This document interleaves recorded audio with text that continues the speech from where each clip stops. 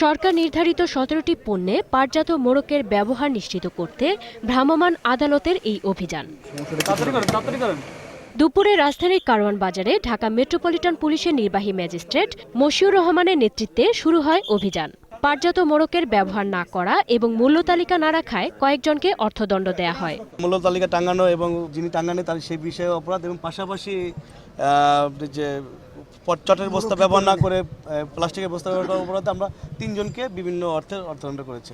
আসন্ন রমজান উপলক্ষে দ্রব্যমূল্যের ঊর্ধ্বগতি রোধ এবং দ্রব্যমূল্য নিয়ে জনমনে অস্বস্তি দূর করতে অভিযান অব্যাহত থাকবে বলে জানান তিনি।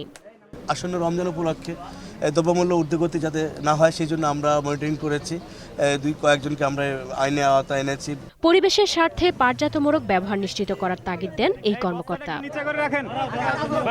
স্মৃতি মণ্ডল, 21 টেলিভিশন, ঢাকা।